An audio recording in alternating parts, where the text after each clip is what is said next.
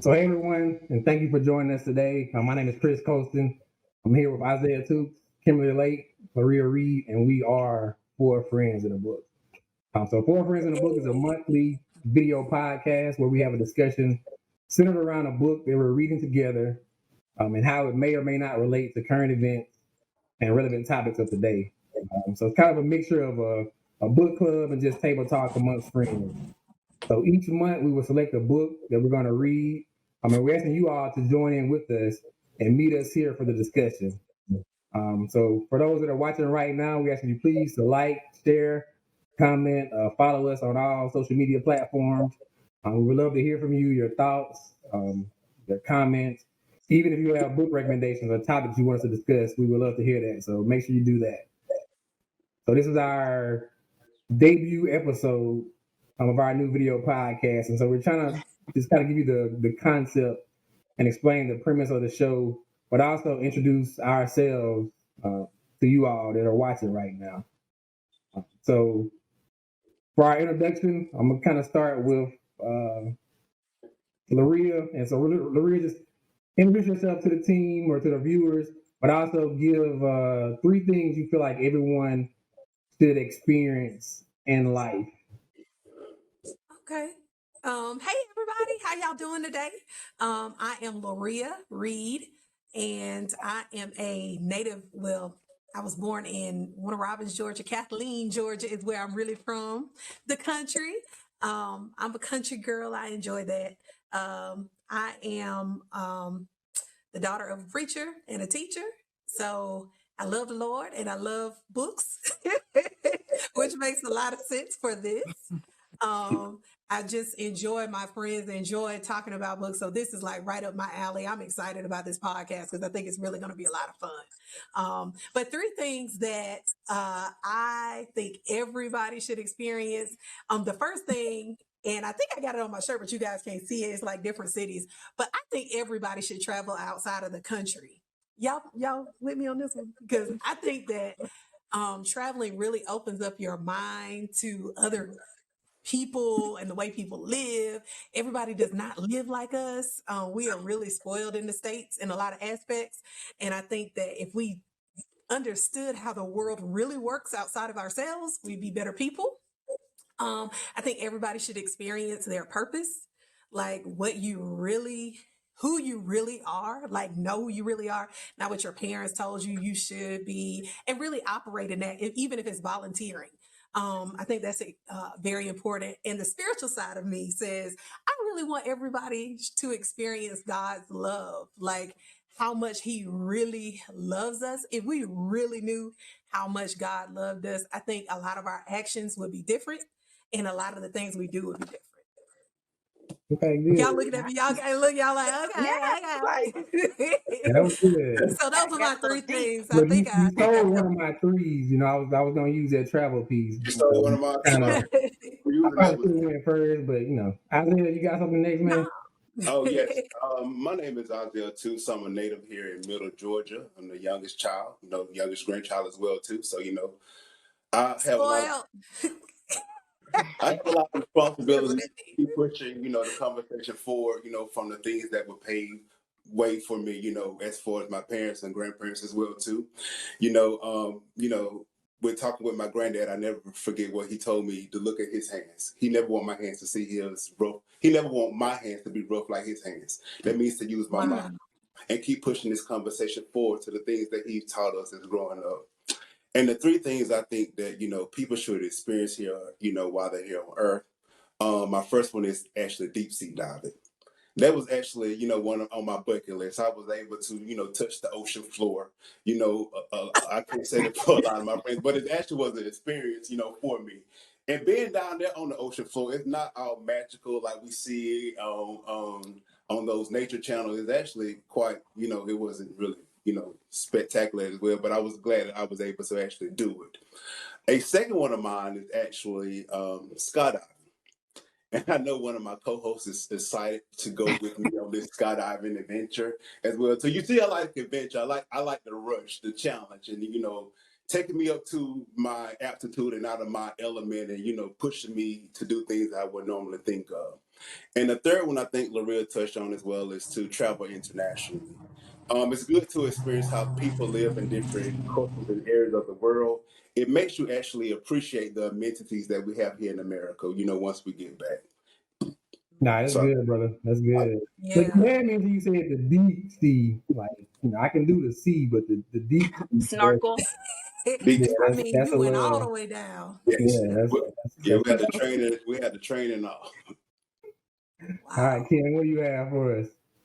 All right. Hey, everyone. I'm Kimberly Lake. I am the youngest of 3 children. So, shout out to the youngest kids out there.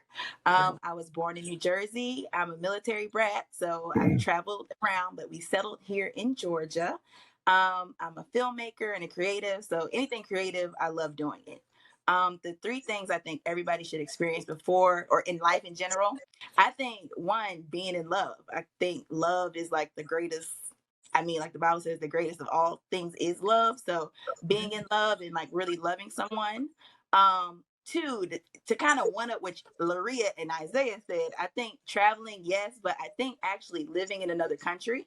Because my dad, he was in the military, so he was stationed in Italy. So I got a chance to actually live there. And it's one thing to like travel to a country, but it's another thing to actually live there and be in the culture. So I think even if it's just for like 6 months or 3 months, just actually living there with the people, that is a great experience. And my final thing is, I think we all have like a cause or a reason why we're here on earth, like to help. You might be like into helping the environment, like race relations, feeding the hungry, whatever. So I think everybody should find what that is about them, and then just join that cause and really work for making the world better for when you leave. Love That's those, good. Ken. Love That's those. good. Look, man, I probably should have went first because y'all didn't use up all the good stuff. I set myself up for It, that. But it's again, okay. Chris Colston, native of Meridian, Mississippi, currently residing in Georgia. I'm the youngest of the way. I have one older sister. My parents and sister are back in Mississippi. Um, Engineer by profession. I'm a budding entrepreneur and consultant and investor trying to break into that realm. Okay. Love technology, love adventure. I'm with Isaiah on this skydiving thing. I've gone once, so I'm somewhat of a thrill seeker, like that aspect. I'm a Christian as well. And that's kind of a big part of my life, and actually a piece that's kind of all connected us here together as well. So 3 things that I think everyone should experience. So I love to travel, so that traveling piece as well is very, I think, critical for anybody that's living here on this earth. To get outside of your comfort zone. There are places in this world that just operate completely different from what you're familiar with, what you know about. So to have that experience, to get that exposure, I think is critical. Which everyone kind of mentioned today as well. I think my second one would be to experience the presence of God. So to be in a moment where like without a doubt, like, man, God, this was God. This was nobody else. I think that's like one of the most amazing feelings ever, to be in that space where, you know, you can't really explain it, you don't really understand it, but you just know that like God has his hand in that moment. Like I think everyone at some point in time, try to get to that point of having that relationship and having that experience. Okay. My third thing is kind of to piggyback off of what Kim said. Um, Even with love, so being in love or experiencing love, and even outside of what is like love from your friends and family, but to love someone else, and just to have that experience and expression of that, I think is something that we should all strive to have. We were placed on this earth to kind of fellowship and commune with one another, and so to have that expression, I think is something that we all should experience before we leave this earthly life that we live. So yeah, y'all took out the good stuff. I had to kind of try to catch up. No, No, that it was No, was you good. good. good. Yeah, That real was good. good. That was Yeah. very good. I enjoyed it. I That know. was good. I didn't want to go behind you. All You right, know. so for the audience, like let's let's try to give them to shape the conversation. Like, how do we even get to this point? Like, 4 friends in a book. Like, so I know looking back on my vision board, 2021, like I wasn't thinking about no podcast. I wasn't thinking about no books. Like, how do we even get to this point? Like, can somebody explain that to our viewers? And I think I can explain that. I think, first we was, introduced to the House Party app by Loria. And I think we first got on the House Party app with the premiere of Kim's documentary, Segregated Sundays. So we actually kept going with Shameless plug. Right. It's on YouTube. Check it Segregated out. Sundays. Yes. And we actually kept going with the House Party app, with our daily conversations about, the things that we were experiencing. With this pandemic, it all had us inside. So, the best form of communication was the House Party app, just to catch up with our friends, see what was going on. We all was able to, catch up with, some good reading. If we can actually go back and look into our old, house party videos, basically it's actually doing what we're doing now. We're reflecting on, what we've done, experience, the culture, as well as to look at the world events of, our own lives and just respond upon that. So I think, that's the real reason of how we actually was able to birth this podcast as well, too. As Chris said, like, this was on my vision board of 2021. But I think with the experience of things that we have done and able to do in spite of this pandemic, they're able to keep pushing forward, keep pushing that knowledge out there. Mhm. Yeah, that's good, bro. Right. That's good. Anybody else have anything they want to kind of add to that? Thank you, Loretta, for the house party. No, thank Yeah, my Isaiah. brother Willie. Yeah, so like Isaiah mentioned, we're all kind of, connected via one of our local churches here and just kind of formed a friendship. And then, Yes. COVID hit, kind of disrupted everything. So we had to move to a virtual environment. And, I think we're here now. So 4 friends in a book. And I think that is a good segue into, I guess, our next topic or our next piece of this podcast today. So again, this is our debut podcast. We're not really going to get into an actual book. We're trying to just kind of set the tone, the premise of what this podcast will be about, so all you viewers kind of understand kind of the order of recession and how we will, go about this each month. But so with that being said, let's give our viewers a breakdown of even how we got into reading or what our favorite genres of books are, or even your favorite book. Give some background and history on that piece for our viewers that are tuning in today. Well, I guess I can go. Okay. So I remember growing up, books have always been a part of our lives and my family.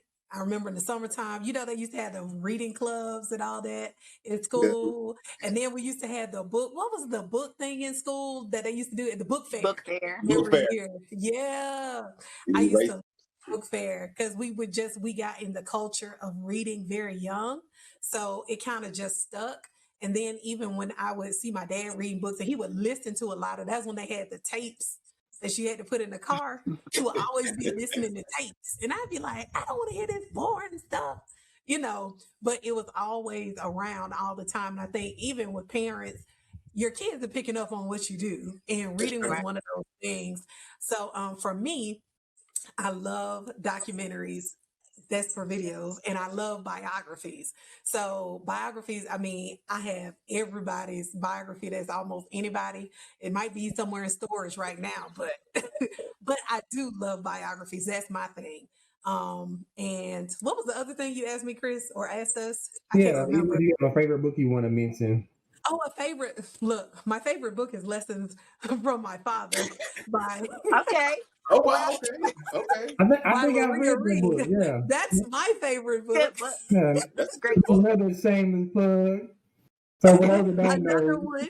yeah, That's Maria right. is an author, and she has her own That's book right. out. That's my favorite book. but my real favorite book, for real. That's the one I wrote. You can go on Amazon and purchase. Okay. But but my favorite book for real is the Bible. And I was really trying to come up with another book that I really like as much as the Bible, but I really, really love the Bible because it has drama, it's got practicality, it's got how to live.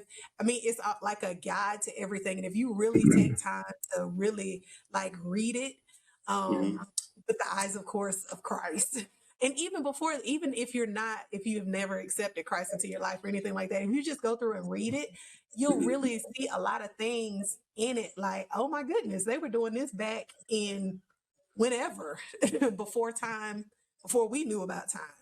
Mm-hmm. So I think it's so relevant today as it was back then. But that's my favorite book for real. That's sure. Okay. Not to be cliche. Kim, you wanna step in next? Sure. I mean, looking back over my life as a child, I was just always an avid reader. I remember going to the library, like my mom would take me. I would get stacks of books. I would read like Babysitter's Club, like all the girl books back in the day, Babysitter's Club, and Nancy Drew, Sweet Valley High. Like I would just read, like devour Yes. them. Yes. As a young child. I would play it outside, but when I came in, like I just read, and I always loved reading. Like Loria said, like them personal pan coupons from reading. I used to be stacking them up. Like I was mom, we need to go to Pizza Hut. Like, so I was always a reader. And I think for me, I love fiction. And I love, if I'm reading a book, it's about probably 90% of the time it is a fiction book. Because like I said before, like I'm a filmmaker and I'm a creative. So fiction sparks my creative mind, and it helps me, like I have a vivid imagination. So I can really, like when I read a book, I'm really like feeling like I'm a character in the book. So that's just me. So I love fiction.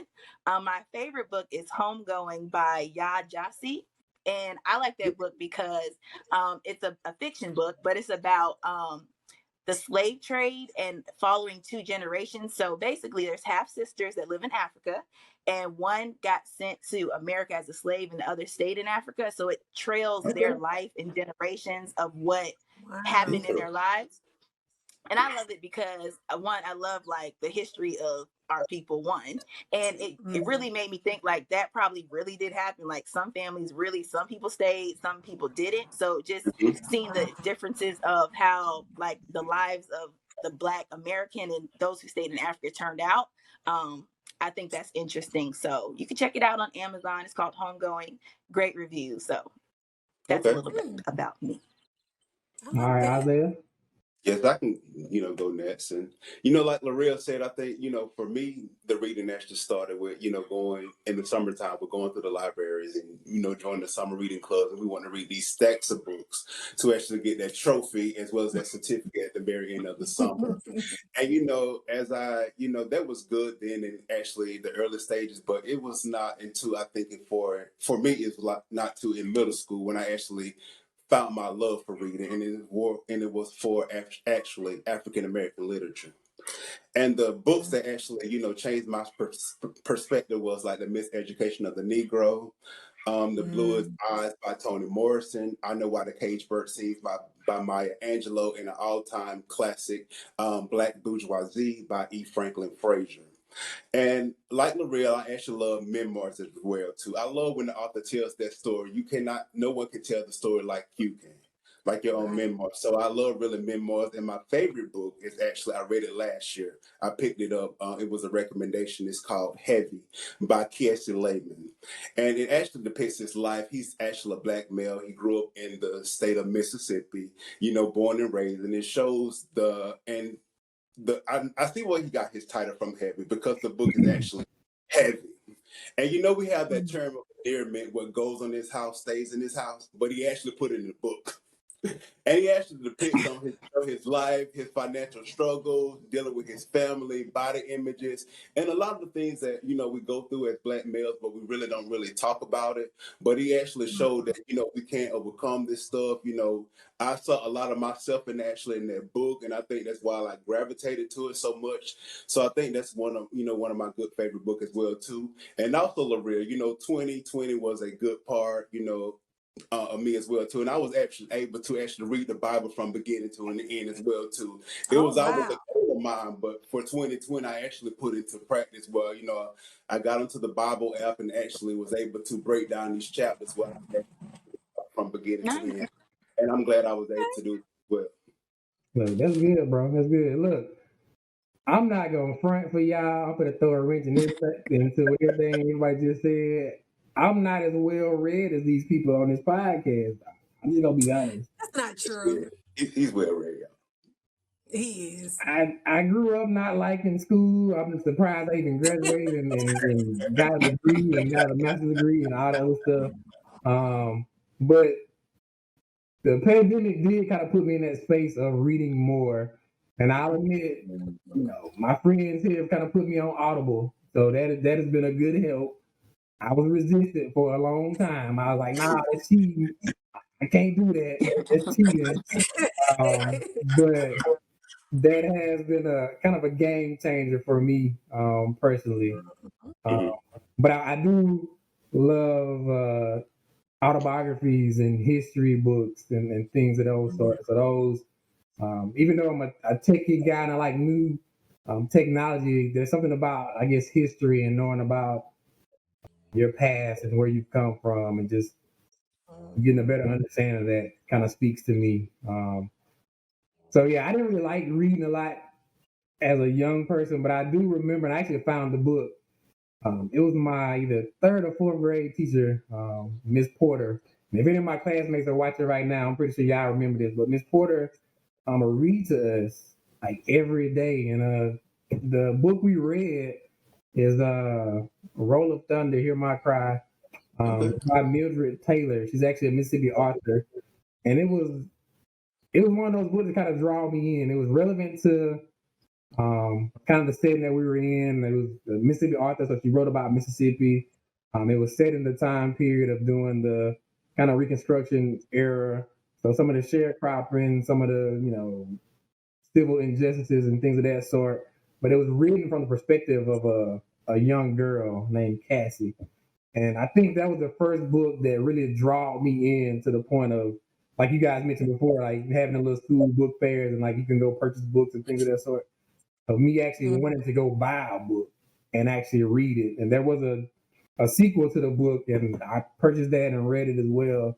But that was kind of my, I guess, first introduction into getting into books, reading, and kind of, I guess, developing that desire. Like I said, I ain't as well read as these people are, but I got more books on my to read list than I've actually read. But I'm getting better. Audible helping me out, so we get Audible there. will help So, you out. like for those that are watching right now, you read a whole bunch of books. You like me? Don't feel bad. We gonna make it happen. And so that kind of leads into our next, I guess, segue. So we're not only talking about books here on Four Friends in the Book podcast. We also want to, I guess, show the correlation of even current events and relevant topics, whether they're related to books that we're reading or not. So one of the things kind of, I guess, relevant or trending right now is the Derek Chauvin trial. So, we just had the verdict that came out. So he was found guilty on those 4 charges. He hasn't been sentenced yet, but even leading up to that, I know there was a lot of concerns and even debate about, him being charged, if he should be guilty, if he was justified in his actions. So what are you guys' thoughts on even before the verdict came out? How are you feeling before that and at post verdict? How do you feel? And even what are your expectations as far as was justice served doing that? And how you feel about the actual, I guess, him being sentenced? What are your thoughts on that, or kind of how you feel about that? Well, I'll take on that. Go ahead. I'll let you go ahead. Well, when the verdict was first, said that, they came to what was going on, I actually held my breath. Because with trials like this, we actually never know how it's going to actually play out. We actually was able to watch with our own eyes, Chovin put his knee on George Floyd's neck for 8 minutes and 46 seconds. I don't think justice was served. Justice can only be served if the resurrection of George Floyd, which we know that can't happen because he wasn't supposed to die. But what can happen is for Congress to actually pass the George Floyd Policing Act to actually hold, people like Chovin, accountable. But I do think that Chovin was held actually accountable, for his actions as well too. You saw, once the verdict was actually read, of the look in his eyes, that he was actually shocked based on, the verdict that was actually gay, because, being of his privilege, he thought that he was going to escape, what he had done. So, I saw that, it's a step forward, but we have a lot of steps to go. Yeah, I agree, man. Like I said, it's been a situation where we've seen this cycle and this pattern that is constantly repeated.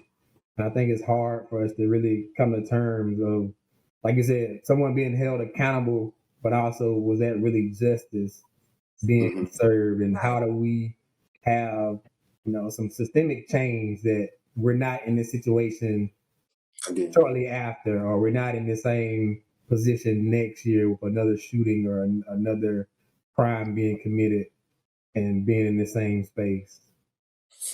Really, you have something you want to add to that? Well, I'm just going to say, how should I say it? I was very nervous about the verdict because I just didn't. History has shown us that police don't go to jail after they kill Black people. And that really was kind of like, I don't want to get my hopes up. I just, like millions of people on TV, saw what happened. We all saw what happened. And,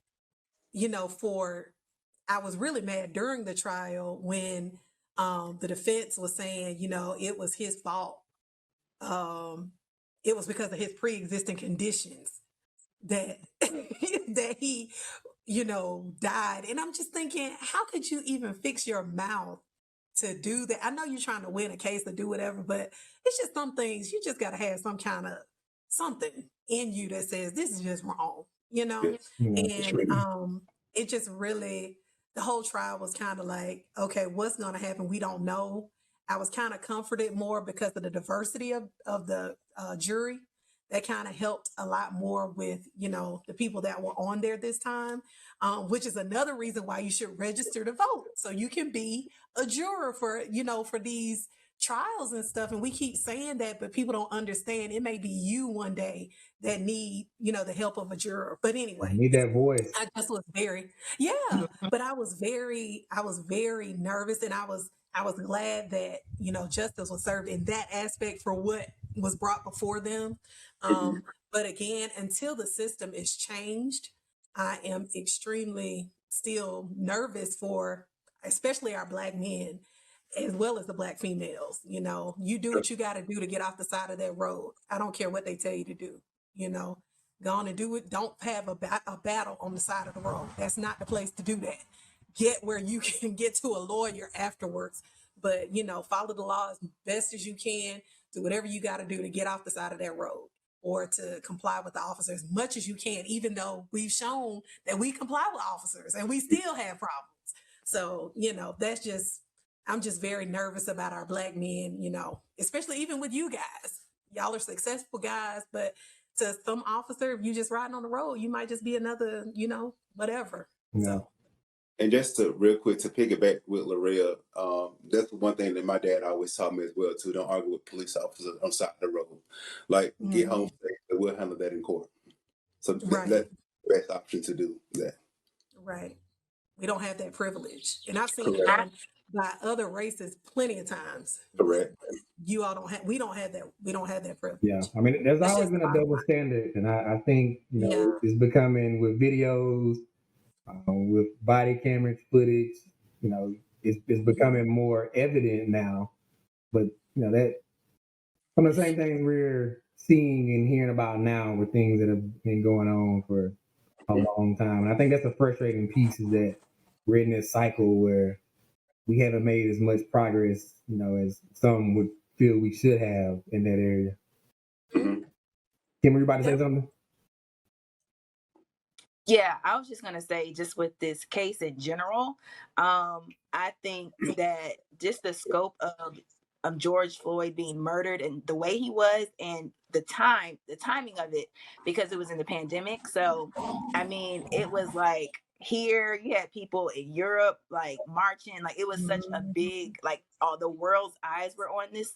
And I just think, just with the video itself, it's heartbreaking to see, because it didn't have to end that way.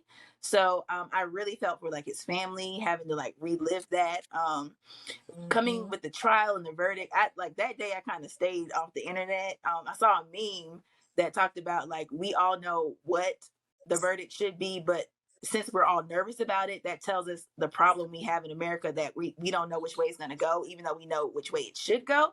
So that tells us that we have a long way to go. I'm glad that he, was found guilty on his counts, and that can give, you can't bring a loved one back, but them being held accountable at least can give like his family some kind of closure, or something in that case. But I just think it's going to take real police reform in America. So I think this case honestly will help that come about, because like police need to be held accountable. Like I think about me being like a teacher, and I saw another meme on the internet talking about how some jobs you just don't have like that the scope to mess up. And like I was a substitute teacher, and so I had to get like kids on the bus, I had to make sure they get home. So I couldn't be like, well, I was confused. The teacher, like I didn't know what was happening. So I didn't think your child would get home. Like I had to make sure every one of those kids got home. And policing is just being a pilot. You just have no room for error.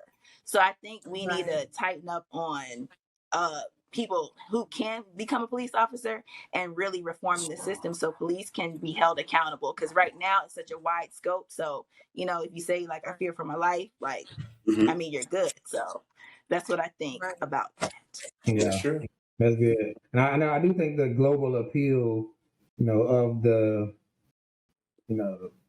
what happened to George Floyd also put a lot of focus, on really trying to get justice in this trial. I think there was also, just being honest, I think there was some fear behind that. If the verdict didn't go the way that people felt, I think there was concern about, what may happen and what, consequences may be faced there. So I think, as you look into the criminal and legal system, it's not always about justice. It's about who can present the best case and the best trial. And I think that is disheartening for some people, because, we, in this situation, we saw clearly with our eyes what was going on, but there was still a question of, would this man be held accountable, or would he be able to get away with it? So there's still a lot of room for improvement, and we got to keep pushing forward. And like Loria said, being a registered voter, being a juror, all those things come into play, to have your voice in these situations, because again, it may be you in that position one day where you need someone to speak up on your behalf. And so It's true. Answer those juror when they summons you, go. Like, don't sit home. You need to go. Like, I gotta get out of this jury duty. No, we need people to speak up for those who are from your community, or people just what's right. I don't care what color they are. You got to speak up for what's right. And if you're not there to do that, how can we change the world, in a sense? Just by doing something as simple as that. Yeah, no, that's good. That's good. So again, Four Friends in a Book is not only about books itself. We're gonna have these discussions. We're gonna talk about things that are going on within our community, within current events, trending topics, or whatever else. So if you have things you want to hear us talk about, or even add to as well, again, like, share, comment, give us your feedback. We would love to hear that. All right, so now we're getting to this segment of our show, which we call the rant. A period we're going to have each show where we're going to give one of our friends 60 seconds to just talk about whatever's on their minds, or whatever a current event, something that's near and dear to their heart, something that's going on or trending right now in social media, or whatever else it may be. With just 60 seconds, uninterrupted, we're going to give them that time to talk. And so for our first rant, we're going to give that to Isaiah. So Isaiah like to talk. We're going to keep him to 60 seconds, but 60 seconds starting now. Go. I would be remiss if I didn't talk about the importance of vaccinations. That's very important to me right now for fighting COVID-19. And I understand the fear, especially what happened with the Tuskegee experiment. That's the first thing we hear, as well as dealing with these vaccinations. And the problem wasn't that they gave us medicine. It's basically they withheld medicine from us, which was the vaccination. They actually injected black males with syphilis to see how their body would react when injected with that deadly disease. And that's what I don't want to happen to us as Black people now, because we have a vaccination that could potentially save our lives without getting the COVID-19. And don't allow the system to prevent you from saving your life as well as to saving your actual family. And to know if something is actually working, look at the richest of people and people that actually have access to every single thing. And they're actually at the forefront of getting this vaccination as well, too. And I'm going to close it up as well right now, Chris, is that people who are actually vaccinated, we have to continue to practice social distancing as well as to wear our masks. And I know we all want a better tomorrow, but it actually starts with the things that we're doing today. And that's that on that. All right, so look, we got our segment. You did good, Isaiah. Mr. CDC himself. Yes, Isaiah sir. said he's reclaiming his time. He was like, nope. That's right. Keep He going. said, and I will not stop because I'm not done. But nah, this will be a part of our podcast. We'll have a rant breakdown each segment where someone will just be able to kind of talk about whatever is on their mind, what's on their hearts, and we can give them time to discuss that. We ain't debating, questioning whatever they're saying, just letting them go. So again, we thank you all for your input, all of our friends here. And so we're gonna actually introduce the book for next month. So again, this is an opportunity for even the viewers to follow along with us. So we're not just going to be on here talking. We want you guys to participate as well. So Isaiah, tell me about the book we're going to be doing next month. Well, before we let you go, I want to talk about the man, the legend, Malcolm X.